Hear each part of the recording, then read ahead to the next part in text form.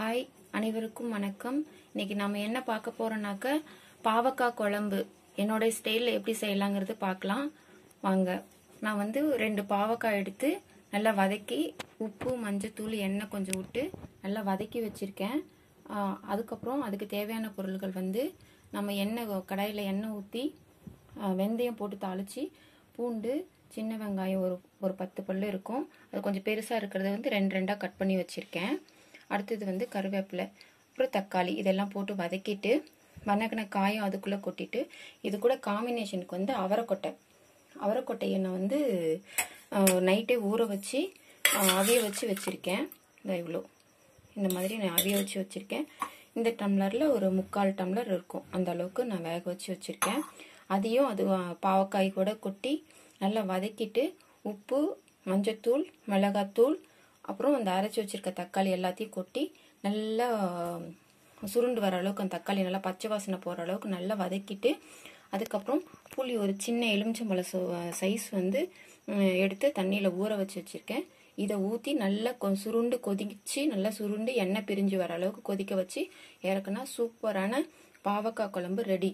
இது வந்து ஒரு துளி கூட கசப்பே இருக்காது. ஏன்னா நான் முன்னாடியே எண்ணெய் மஞ்சத்தூள் உப்பு போட்டு காய் நல்லா வதக்கி வச்சிருக்கோம். பாதி வேக்காடு இதுல நல்லா வெந்துடுச்சு. ஒரு துளி கூட கசப்பு இருக்காது. எல்லா குழந்தைங்கள்லேருந்து பெரியவங்களும் எல்லாருமே சூப்பராக சாப்பிடலாம். மெயின் என்னன்னா வெறும் பாவக்காயா வச்சா சாப்பிட்றத விட இந்த மாதிரி ஏதாவது காம்பினேஷன் பண்ணி செஞ்சோம்னா சூப்பராக இருக்கும். நீங்களும் ட்ரை பண்ணி பாருங்க. வாங்க எப்படி செய்யலான்னு பார்க்கலாம்.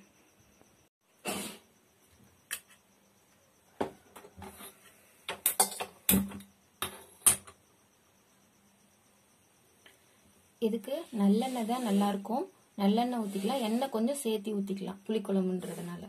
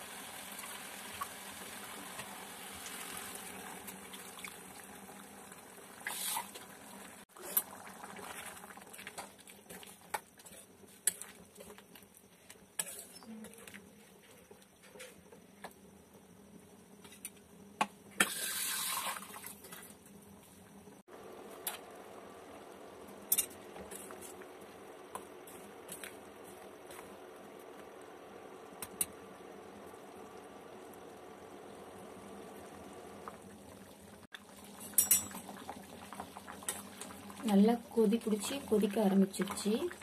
இது நல்லா இந்த தண்ணியெல்லாம் சுருண்டு இந்த எண்ணெயெல்லாம் ஊற்றின எண்ணெயெல்லாம் பிரிஞ்சு வர அளவுக்கு நல்லா பொறுமையாக மீடியம் ஃப்ளேம்ல கொதிக்க வச்சுக்கலாம். காயெல்லாம் நல்லா வெந்துட்டு நல்லா சூப்பராக வந்துடும். இது நல்லா கொதிக்கட்டும்.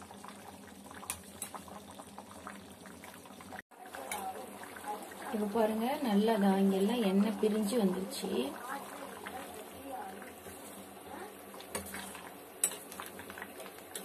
இன்னும் கொஞ்சம் திக்காகட்டும். கொஞ்சம் லூஸா இருக்கு, இன்னும் கொஞ்சம் திக்காகட்டும்.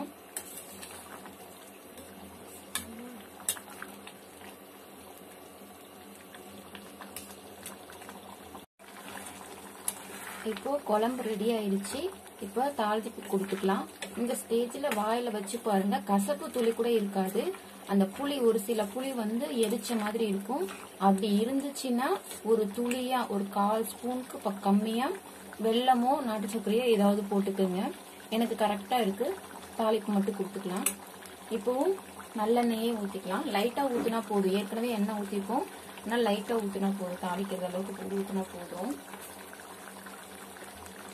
இதுல வந்து தாளிப்பு வடகம் நான் வச்சிருக்கேன். கொஞ்சமா ஒரு 1/2 ஸ்பூன் பக்கமா தாளிப்பு வடகம்,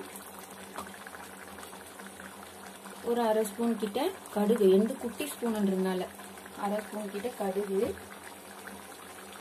1/2 ஸ்பூன் கிட்ட சீரகம். இது நல்லா பொரிஞ்சு வரட்டும்.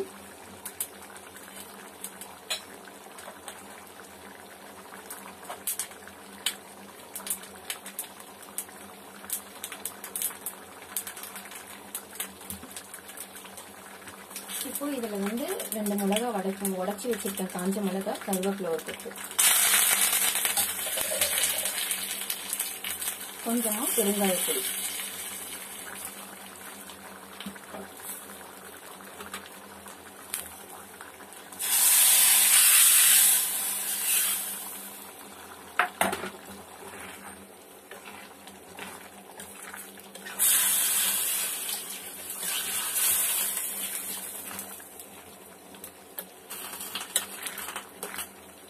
அவ்வளவுதாங்க.